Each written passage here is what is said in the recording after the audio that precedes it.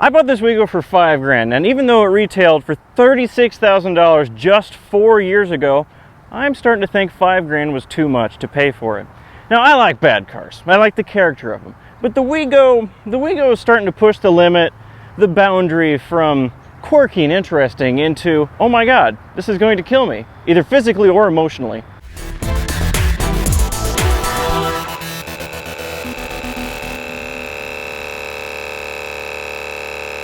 So now I'm going to tell you everything on the Wheego that's currently broken that isn't the fault of bad ownership. Stuff like scratches and bashes on the bumper, they're not the fault of the car, they're the fault of idiot owners like myself.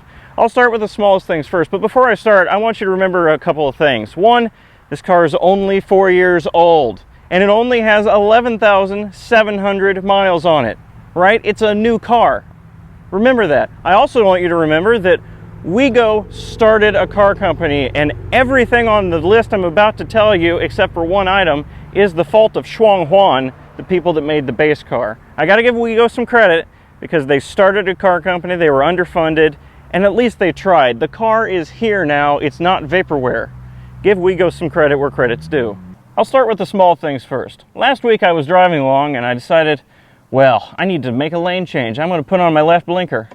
And that's why I noticed the indicator on the dash. For the left blinker, it stopped working. Still makes the clicking sound, and the blinkers still work, but the indicator stopped working. I have no idea how an LED burned out, but it did. For just 4 years of use, the driver's side seat is really quite worn.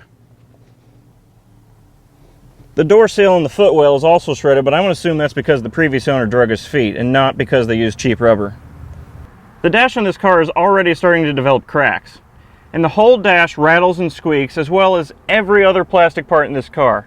Now, they must have used the cheapest plastic imaginable because every piece you can see is either warping, cracked, or making some sort of horrible, horrible noise. As you may have seen in the Wheego range test video, the battery meter on this thing is meaningless. It ranges from 75 to 100 instead of, 0 to 100, like an accurate meter would do.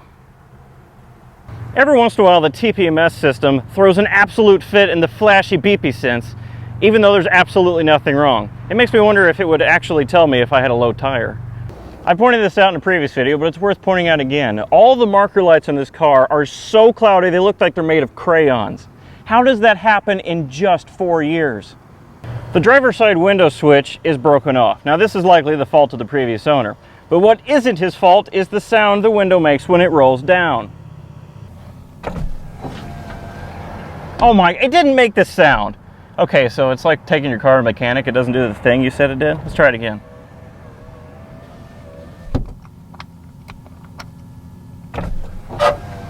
Of course it's going to be quiet for the demonstration. Come on. That was better. Of course it won't brake on cue. Normally it makes this horrible squealing sound, but it won't do it today because I guess it's nervous on camera or something. Brake on cue. It sounds horrible normally, just take my word for it. Stupid car. Why won't you brake for me?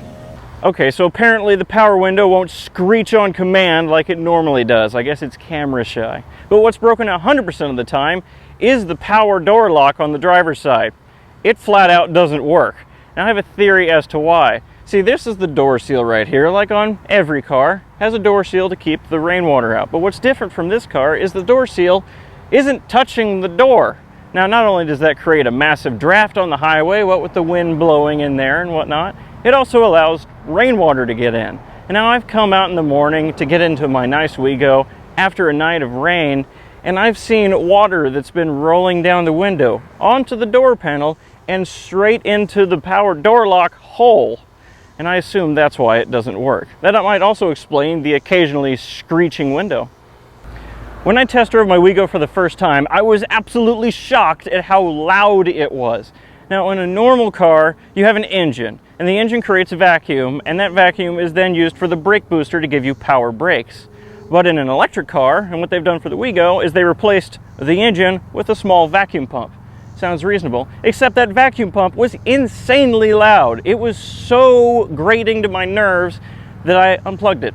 I disabled my power brakes. Now that may sound insane to disable my power brakes, but I preferred stopping with gorilla force than to listen to this.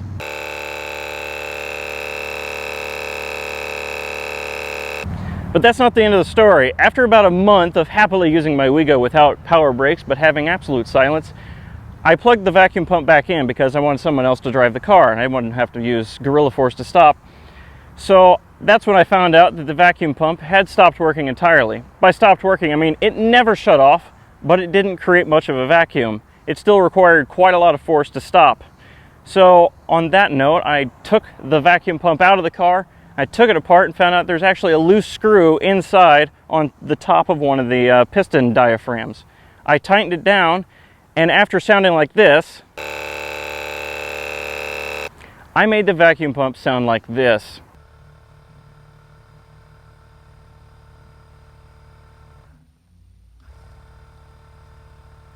So now it's fixed fully and back on the car, and I have actual power brakes at a reasonably quiet level. Now I raise the question again, how does this happen in 12,000 miles in just 4 years?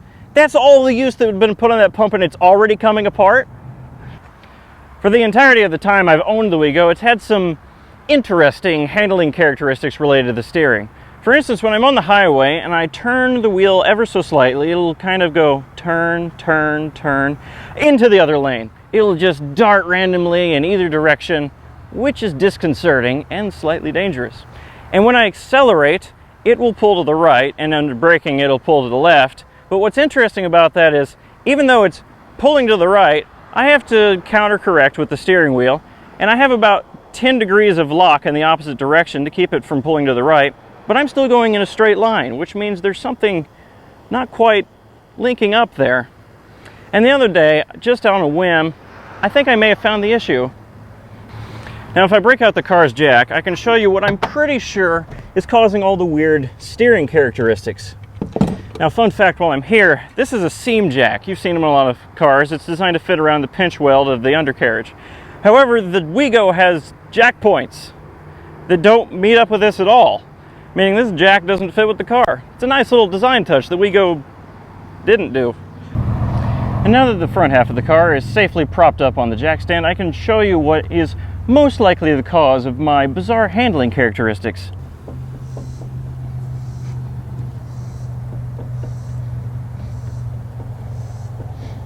Yes, that's right. Most likely the wheel hub or wheel bearing is completely shot in just 11,700 miles. How does that even happen? This is supposed to be a lifetime part. This car is so new that Missouri doesn't even require a safety inspection on it. This car is so new that some lawmaker somewhere decided that, oh no, nothing could go that wrong with the car in just 4 years. We don't need a safety inspection. But, Shuang Huan. For comparison's sake, let's look at everything that's currently broken to no fault of my own of my other daily driver, a 2014 Ford Fiesta ST, a car that's 1 year newer, but has 40,000 more miles than this car. The rearmost exhaust hanger is half broken, so the exhaust flops around just a little bit more than it should. And that concludes all the things on my ST that are broken to no fault of my own. So am I going to fix the Wheego's mini broken bits? Well, the two big things, the brakes and the wheel hub, absolutely, because they're safety concerns. I'm not even going to continue driving this car on a daily basis until that wheel hub is sorted out. The brakes I already fixed because I did some exploratory surgery on the vacuum pump and found out it was just a loose screw on the inside. Tightened it up, reinstalled the vacuum pump. The brakes are sorted now, even though it may be temporarily, I don't know. The smaller stuff in the car, I'm going to do the same thing, do some exploratory surgery, and if I can fix them for free, I'm going to. Otherwise, absolutely not, because any value or parts or money I put into this car, I will never see again. Because I bought this car for $5 grand, it's still depreciating, and let's face it, unless I find another masochist like me, I'm the worst salesman possible for this car.